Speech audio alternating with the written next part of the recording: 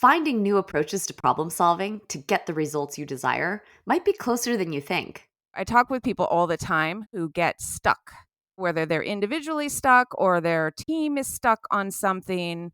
And I just really love that this is a way to help them see new possibilities and try new things that can help them get unstuck. That's coach, author, and researcher Dr. Suzanne Vickberg. And I'm Kim Christfort, Chief Innovation Leader within Executive Accelerators at Deloitte, and your host of Breakthrough by Design.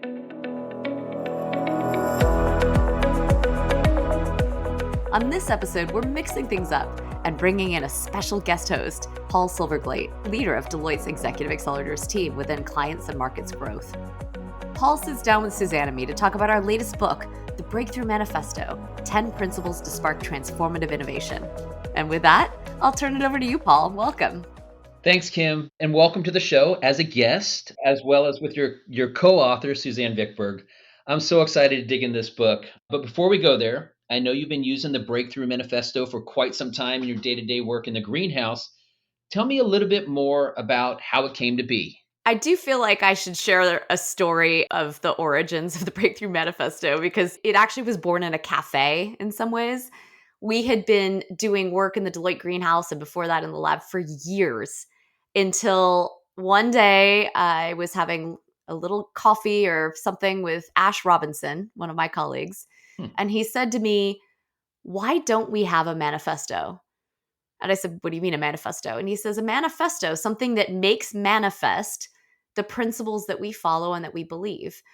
And it was an interesting question because we had so much science and field research behind what we were doing to help our clients get to breakthrough, but we had never translated that into an easily accessible list of principles, a way to make manifest all of those things that we did.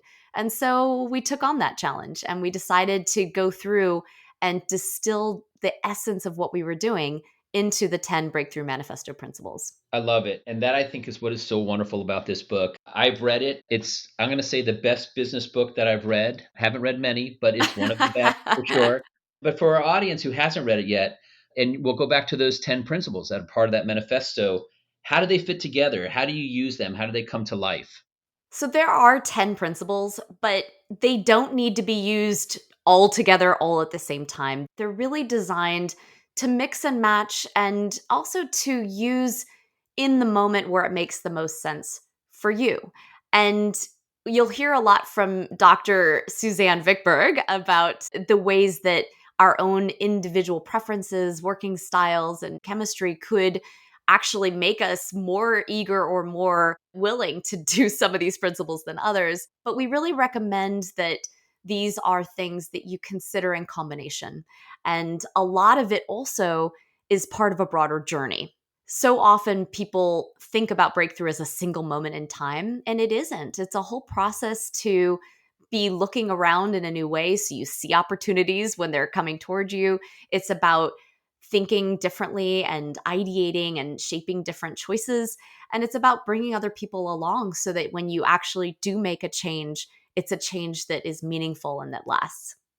And I'll just add in here that each of these principles has a chapter written about it, but we want to make sure that they are truly practical and that people know just how to apply them. So in the book, we have 5 methods that people can use to apply each of these principles. So just as a couple of examples, in the Strip Away Everything chapter, we talk about a method for defying constraints. So we ask you to think about all the things that are in the way of solving your problem, like maybe you don't have a big enough budget, or maybe your talent isn't located in the right city. And we ask you to say, what if that constraint wasn't true? How would that affect your problem solving, your brainstorming? And when you do that, you can go in new directions that possibly will offer up something you can use, even if your constraint is then back in place. And we find that kind of thing can really help people get more creative. So 50 methods in the book to help people get beyond just the concepts and the ideas to really practical applications of all of the principles. Dr. Seuss, I love how you finished that with practical. And that is what I really love about the book is it makes it very practical. Like innovation and breakthroughs, they seem mysterious. This book, I think, really goes a long way to demystifying innovation and breakthroughs. So you've been using in the greenhouse these 10 principles, and I love the names of each one. They're each provocative in their own right. You've been using these principles for 10 years. What happened now that caused you to want to write this book? What was the driver behind writing the book now and putting this out there? And what do you want to be the result of us putting the book out there at this point? Really what happened was Kim said, "Suzanne, are you ready to write another book?" Because we wrote a book together several years ago. But for me personally, I mean, I love to learn new things and I love to go really deep into the things that I learn. And when I get really interested in something, then for me, the next best thing is to be able to share it with others. So books are kind of a natural way to do that. You can go in so many directions and use so many different lenses. And that format for me, I do tend to want to go on and on about things. So a book is a way to really make sure you can cover all the ground that you want to. And in terms of what I want people to take away, I'm also a coach. And so I talk with people all the time who get stuck, whether they're individually stuck or their team is stuck on something. And I just really love that this is a way to help them see new possibilities and try new things that can help them get unstuck. I love that, Suzanne. I must admit, writing a book with you was part of the draw. It was a great experience the first time and didn't disappoint the second time either. I think from my perspective, we were doing originally all of these experiences designed around the Breakthrough Manifesto principles, and the principles were a little hidden from the outside world. They were things that our team used, and it was the belief that drove us to do better things and to experiment and innovate ourselves. And one day we put the manifesto up on the wall. And suddenly people were seeing these provocative statements and they were sort of saying, gosh, what's that about? Tell us more. And we began incorporating the principles explicitly into our work with our clients. It was fascinating the result that had.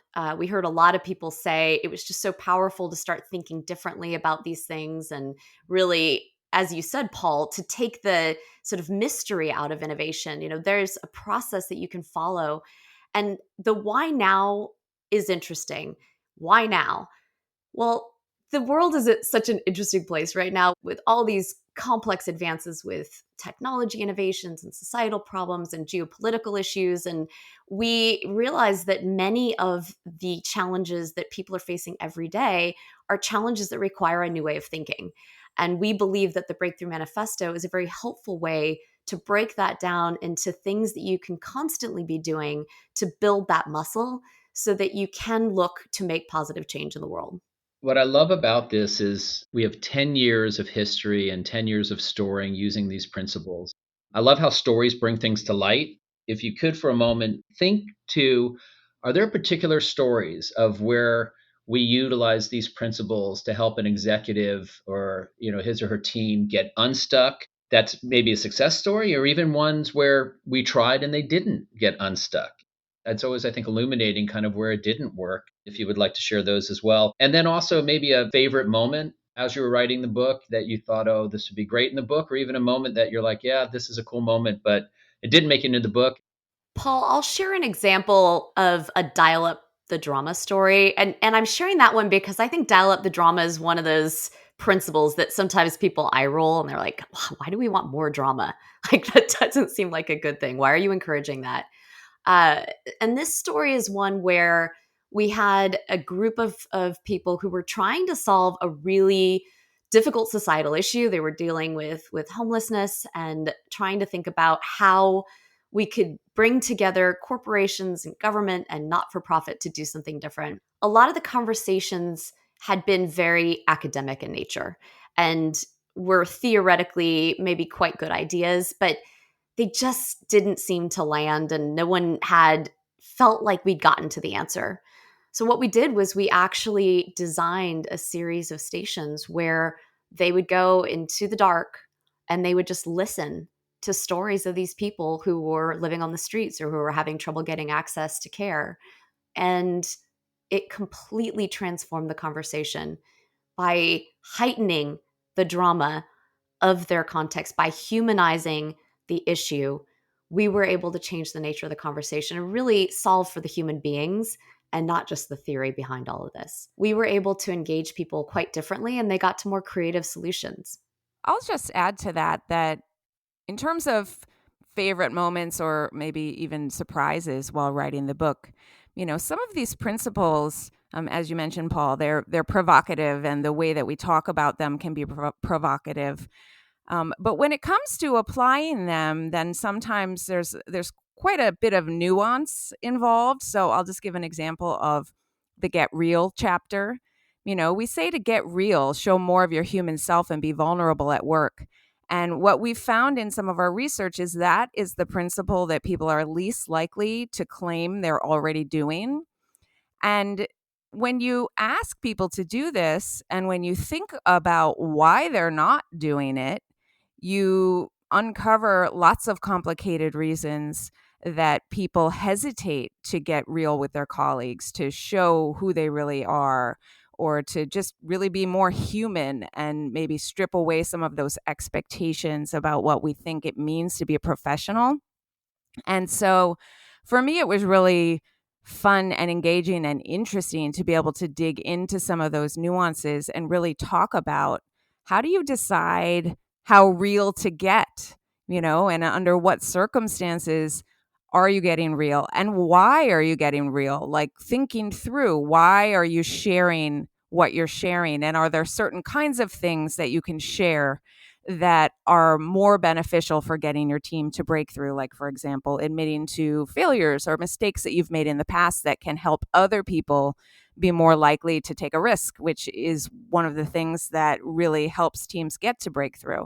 So I really appreciated digging in and being able to do all of that as we wrote the book.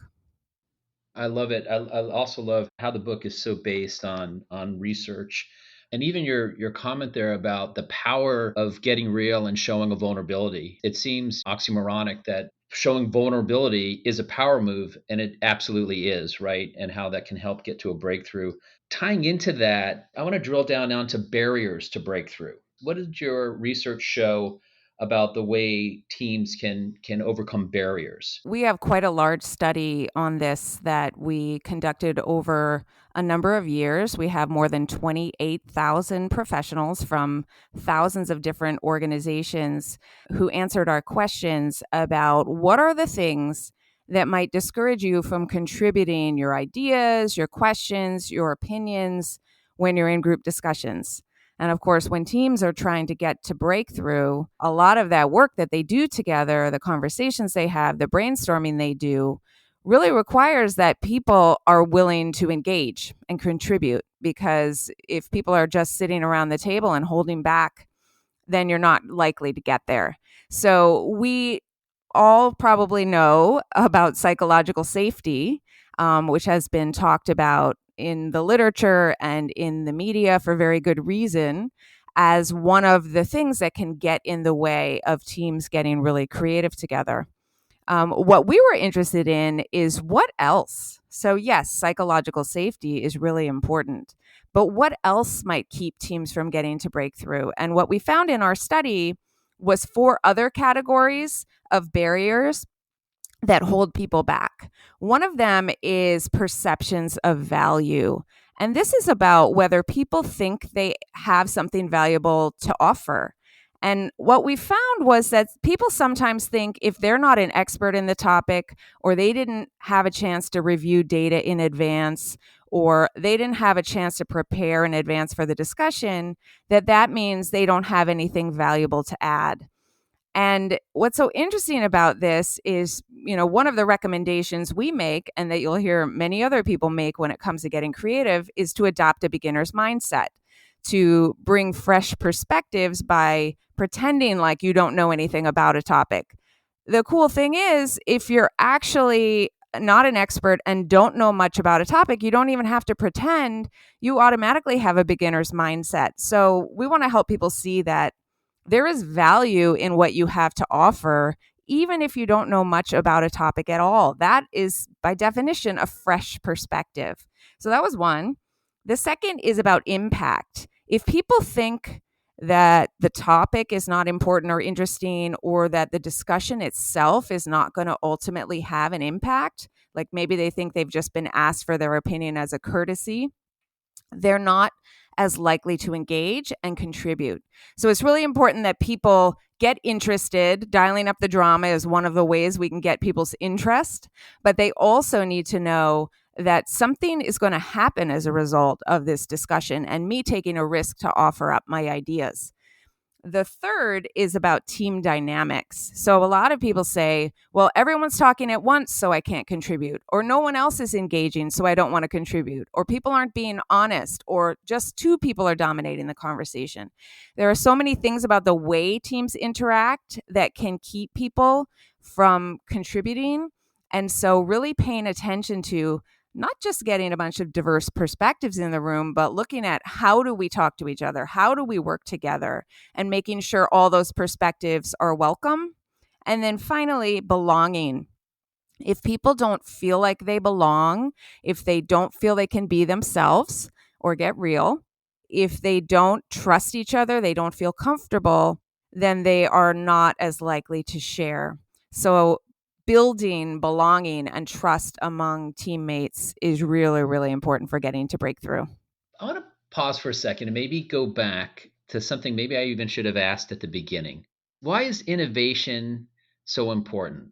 Why is having a breakthrough so important?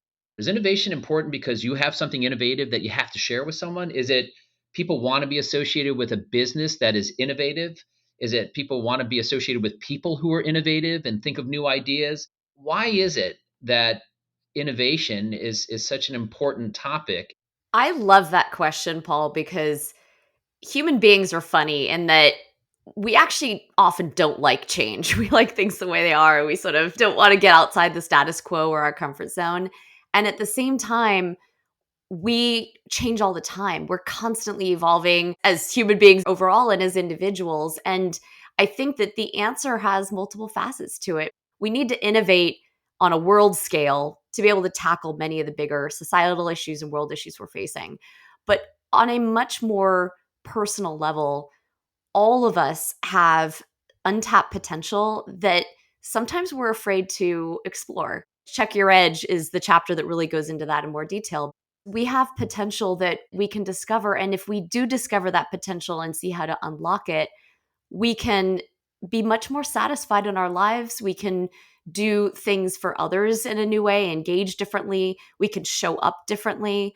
One of the things I love about the way Suzanne describes Get Real is that part of getting real is maybe stripping away some assumptions about yourself. And so what we're doing when we're innovating is we're sort of taking all of those principles in combination, starting with ourselves. And when we unlock that, we unlock that broader potential and can really do something meaningful for ourselves, for our teams, and for the broader world. What I'm hearing you say is it's kind of a human attribute to want to create and to want to do something different. And maybe, and you tell me if the analogy works, but it's kind of like if you like to sing, you still could benefit from singing lessons. If you like to draw, you can still benefit from going to art school. If humans want to build, they want to create, they want to think of things differently. And what the book helps them do is to do this and to do it better, or to demystify it and to really unlock their really true potential to innovate. Is that fair, or is that a stretch?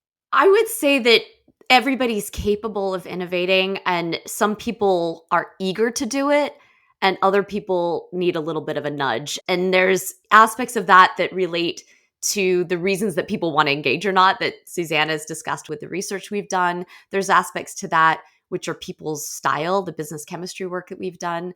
But everybody has the capacity. And I actually think we saw this when we had the global pandemic with COVID. People were all forced to change and to innovate. And it was a time when you had fewer alternatives to that. You couldn't just sit comfortably by in your comfort zone. And so I think that, yes, everybody has the capacity, Paul. And I think this book was meant to make it easier for people who perhaps are more reluctant to step outside of that comfort zone, and to give new tools to amplify the ability of those who are eager to create and eager to get out there and innovate. And I'll just add, of course, going back to research again, we took a look at these principles with a sample of about 8,000 people. We asked them, are you doing these things? What we found was the business chemistry type that we're most likely to hear is using these principles was pioneers. Those are our creative folks. But what was interesting is we asked them, is your team doing these things? And all types said they were doing these things more than their team was. So that's something, that is known as the Lake Wobegon effect, that we all think we're doing better than everybody else at most things. But it was pioneers who saw more distance between what they thought they were doing and what they thought their teams were doing. What's interesting about that for me in relation to the book is this book offers ways for those pioneers to bring others along with them. So if you think you're the one who's always innovating and you are already very creative in your problem solving, and maybe, if you were not having to drag all these other people with you, you could easily get to breakthrough. Well, this is a way that you can help all of those other people get on board and get more creative in the way that they're thinking. And if you're one of those people who maybe doesn't, do this as naturally, then you can use the book to help yourself get more creative in how you're thinking. Suzanne, that is such a great point, because innovation is one of these words that can mean everything and nothing, depending on how you think about it. And we have really been talking about innovation in terms of transformative innovation, meaning you are making something new, creating something new that creates positive change. And that could be positive change for yourself, but more often than not, we're talking about positive change on a larger scale. And you cannot do that alone.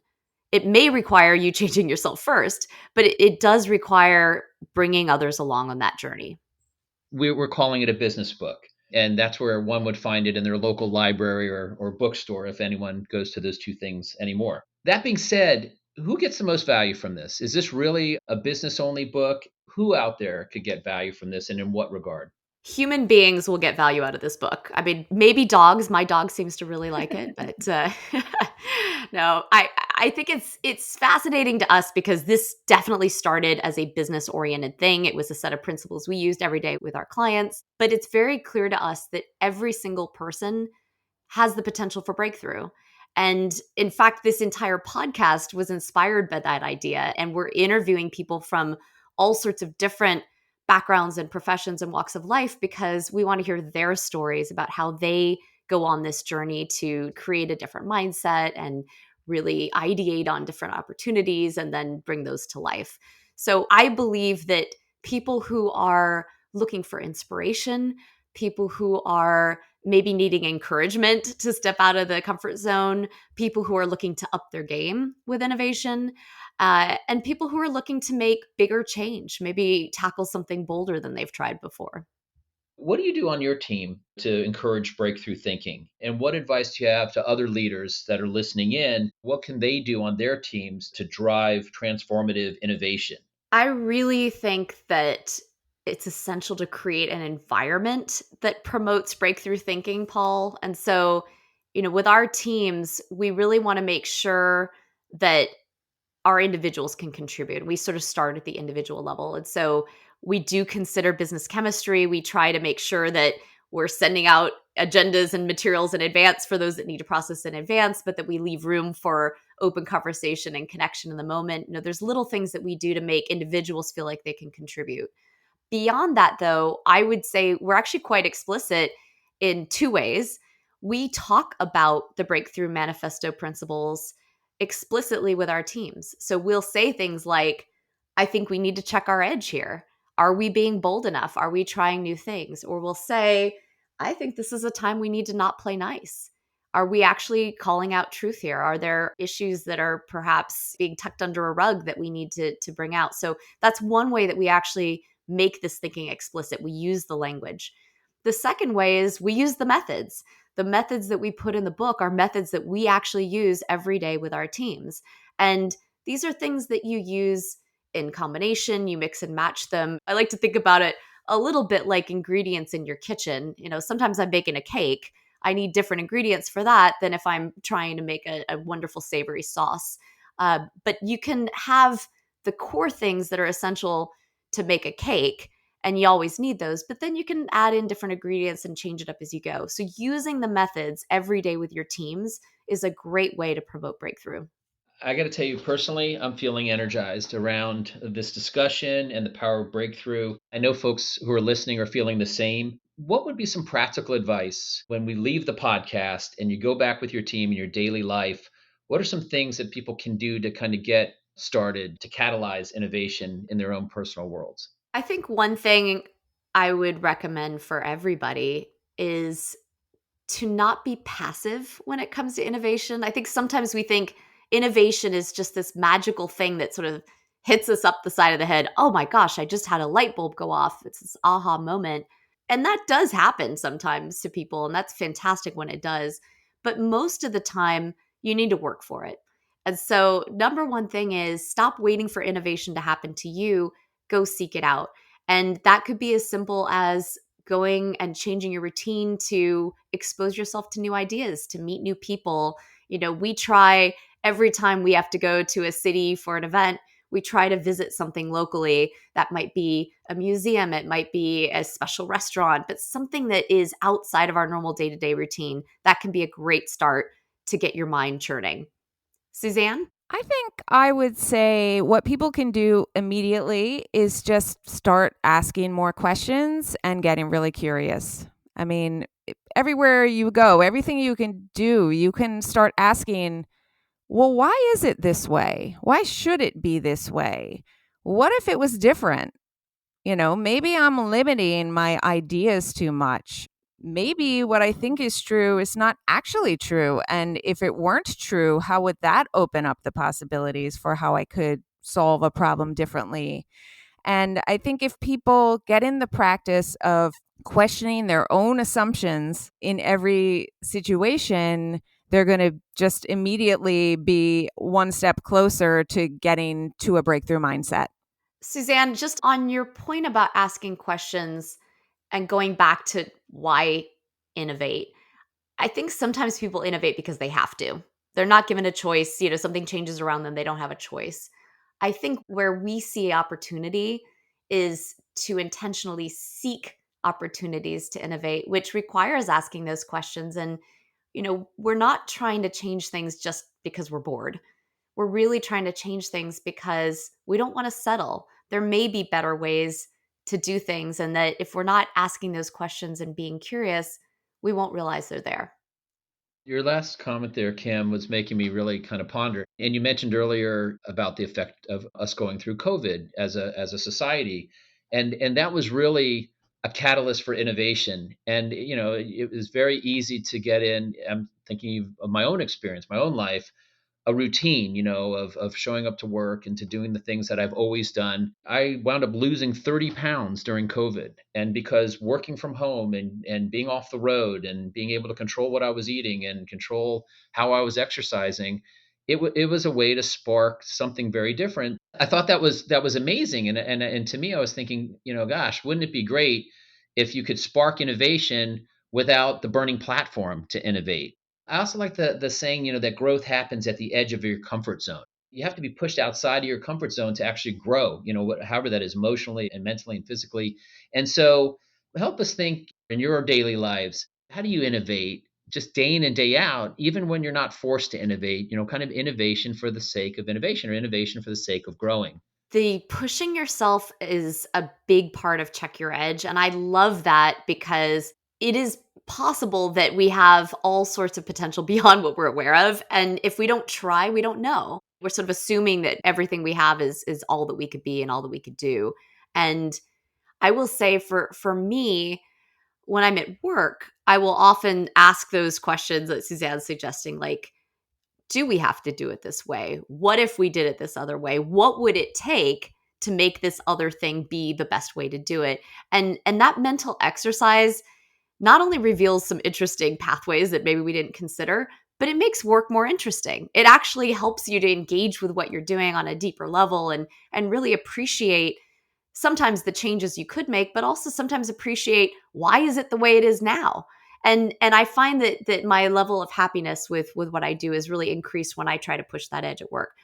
Personally, I try to do things that are challenging in different ways than I'm used to. I'm studying right now to be a helicopter pilot. And oh my goodness, talk about stretching your brain in new ways and just thinking about the mechanics of aerodynamics and how propellers interact with the air. And yes, it's stimulating my brain and helping me grow. But I found now that I'm taking it back into my work life. And so I was on a call just yesterday where I was comparing the dynamics that this team was going through to how you have to sort of use the pedals to counteract the torque. And I was just thinking about the business problem in a whole new way because I had this life experience that was enhancing it. In the day-to-day life, I don't know if anyone else is like me, where you sometimes feel like you're on a treadmill. You're just doing the things and doing the things. I'm a parent, so I'm like driving here and filling out this form and sending my kids to camp or whatever it is. And I really appreciate the moments to take a step back and think about, why am I actually doing all of these things, and where do I want to be going, and am I going there or am I really just running on a treadmill and going nowhere at all and just doing lots of things all the time? So I find that in small ways, trying to get more creative, to challenge assumptions and do all of that is really, really important.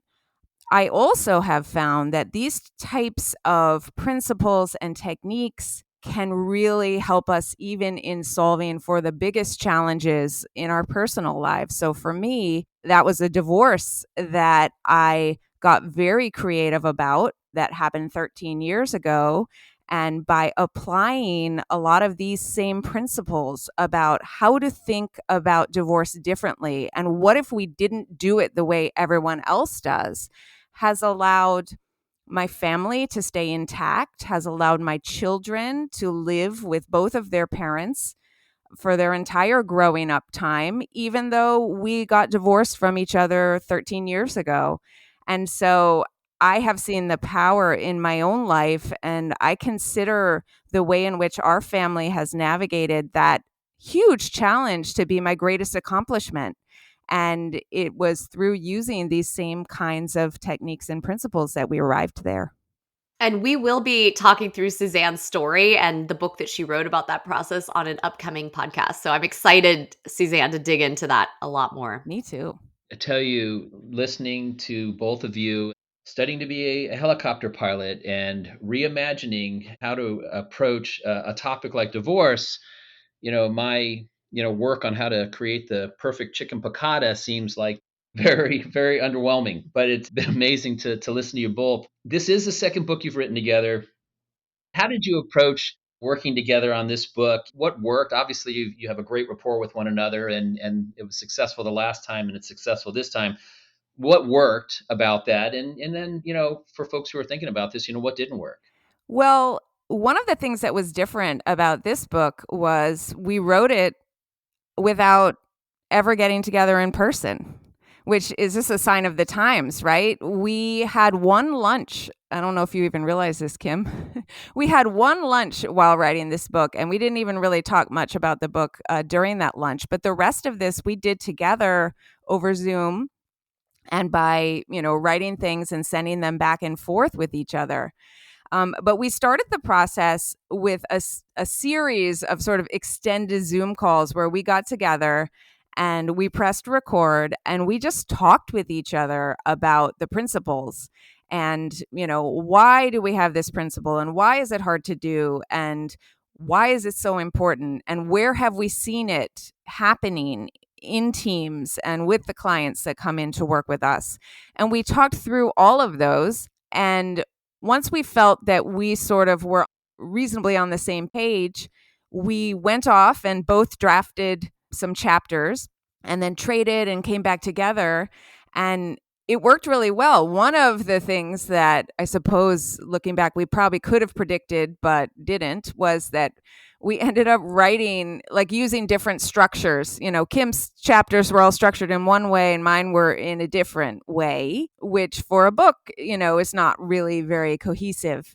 So we had to do some rework that was frankly somewhat painful, just to make sure that we were producing something that was going to make sense to people, so they wouldn't feel that they were in the middle of a sort of chaotic process. I remember that moment, Suzanne, because I ended up printing out all of our chapters and laying them out on the floor of my house so that I'm such a visual person, so I could visually see, where are we aligned, where are we misaligned, what's too long, what's too short, what's structured with subsections. Like, it was a very pivotal moment. And yes, it involved some additional work, but I'm pretty happy with where it landed as a result. Me too.